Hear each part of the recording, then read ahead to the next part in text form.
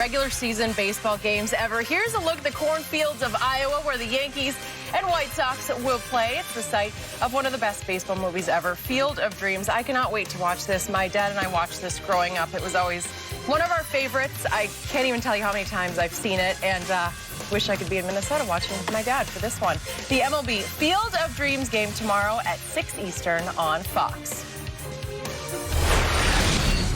Well, during his introductory press conference yesterday, Russell Westbrook said he understands his new role playing alongside LeBron and the Lakers. Russ said he knows his job is to make LeBron's game easier for him, adding, quote, LeBron is one of the best players to play the game, and his ability to do everything on the floor allows me to just figure it out. There's many different ways you can impact the game without having the ball in your hands. Fox Sports NBA analyst Chris Broussard, he's joining us now. Chris, did Westbrook convince you this will work?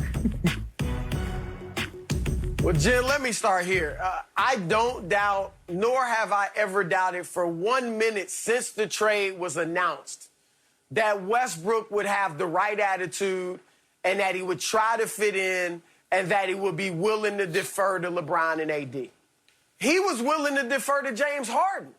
He tried to make it work. He got off the ball. He did what they asked him to do. So Russ is going to come in and try to do the right thing. You saw how happy he was. I mean, he was excited. I haven't seen Russ like that often. He's clearly glad to be playing for the Lakers, the team he grew up rooting for. I get all that. The question is, can he adjust? He's been playing this way for 13 years in the NBA. Okay, it's almost like if Deontay Wilder decides, you know what, the way for me to beat Tyson Fury now is I got to outbox him. Oh, he can mean that from the bottom of his heart. He can mean that to his very core that he's going to turn into a boxer. But he won't be able to because it's not who he is. And at this stage of his career, certainly not who it is. That's the question with Westbrook. And then as I watched the press conference yesterday, I saw clearly the Lakers have not thought this out and come up with the game plan. All right, and comments from Frank Vogel, comments from Westbrook, they don't know. And we heard about how LeBron and AD and Westbrook met at LeBron's house 3-4 weeks ago to hash everything out. I mean, that sounded like that was a quick conversation. All right, I'm sure they talked about, look, we just want to win. We all got to look, I'm willing to sacrifice, man. I just want to ring LeBron. I'm from L.A. You know I just want to win for the Lakers, and LeBron just wants to win. I mean, I'm sure it was all that, and LeBron's probably like, yo, I'll play the 4, AD, I'll play the 5. Cool, let's go do it. All right, without really thinking it out. And you know what? At this point, that's okay. Because they have the whole season and preseason and training camp and everything to see how it works. They took the approach, let's just go get the championship level talent, and then we'll figure it out. And that's a legitimate school of approach that some school of thought that some people in the NBA take. Just give me the talent. We'll figure the rest out, because that is better than not having the talent if you just don't have a team that's good enough. And so that's where the Lakers are. As far as the fit, you guys know I said I think LeBron should be the point guard. He should play like Magic Johnson. Make sure the other two stars and everybody else gets their points. LeBron will be able to get his.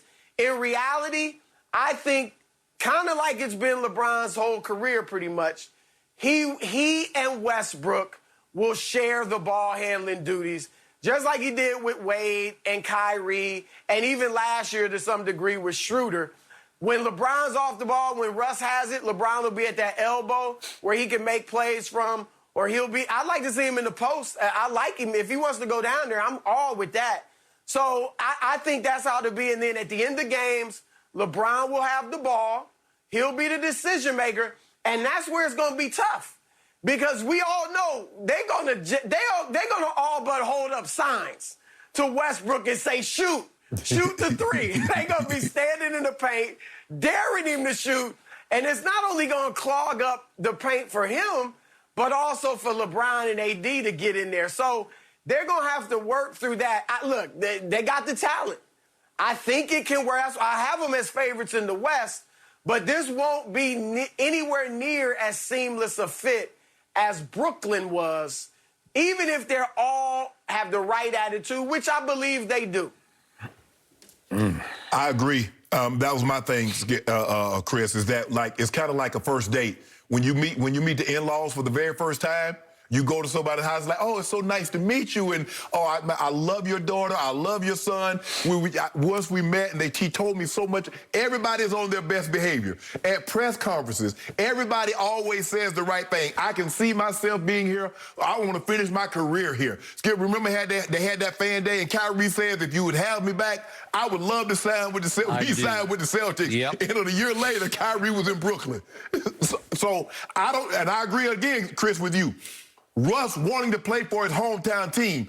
It's not very often your hometown team is a cornerstone franchise of the NBA. They've won 17 titles. You remember 99, 2000, 2001, when he's probably 11, 12 years of age, they're winning titles. Man, if I'm fortunate enough and I can play in the NBA and play for my team, oh, that would be something special. My mom, my homeboys, my family and friends could come see me play. That would be great. But Chris, we talk about Russ has never been anything but 1A. Forget number two, but he deferred to James Harden. That puts him at 2. You talk about moving him all the way down to 3. LeBron AD or AD LeBron, not Russ. And like you said, he's played this way for so long. It's hard to ask someone when you've done something for so long. You take any group of people, if they prepared a meal a certain way, it's hard to break them out of that. My grandmother cooked a certain way. My great-grandma cooked those wood stoves. You know exactly what I'm talking about. It was hard to get her to cook on a conventional stove because she had cooked her whole life on that wood stove. Yep. Russ has played like this, Skip, his whole NBA career. He has. And now you're asking him at 31 or 32, okay, bro, maybe we need you to catch and shoot. He's not a great catch-and-shoot guy. He's a guy that needs the ball, tries to get to a point. He can shoot the mid-range, kiss the ball off the glass. That's what he likes to do. He likes to get downhill. Now you want him to temper that back?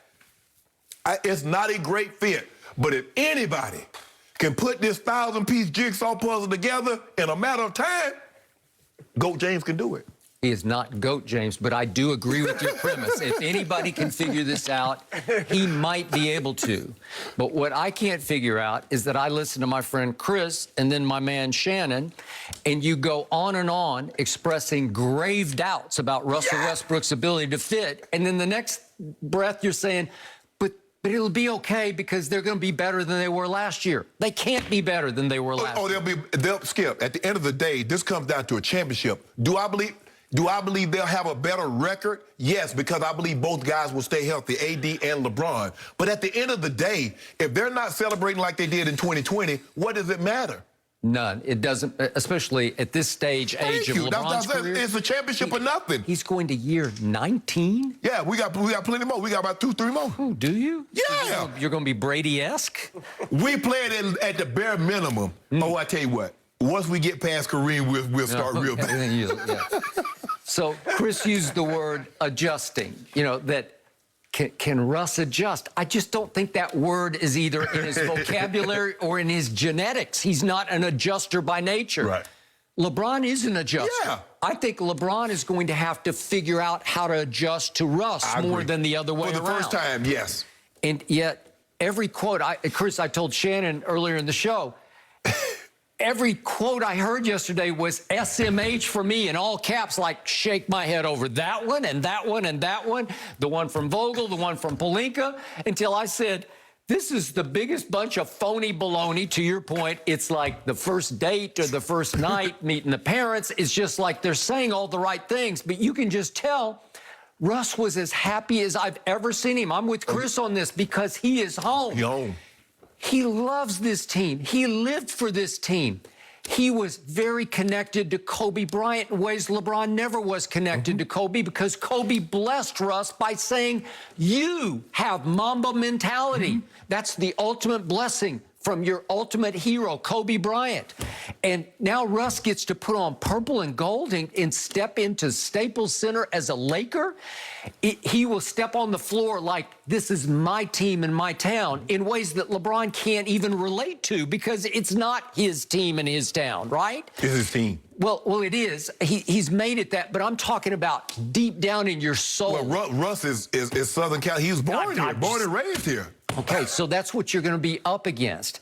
And then I had Frank Vogel. I heard him yesterday say something. The first person I thought of was Chris Broussard, because Chris is always down on Russ about playing the right way, making the right play. And Vogel had the audacity to say at the press conference, what I love about our group, about Bron and AD and Russ, is they're all about making the right play. Two of them are. Two of them really are. They're at the top of the list of making the right play. But there's one guy who completely disqualifies your list. And he's a guy who has led this league in turnovers 4 times and 4 other times finished second in the league in turnovers. Those happened 8 seasons in the last 11. And he, as Chris always says, at the end of the game, you can't really trust Russ to make the right play.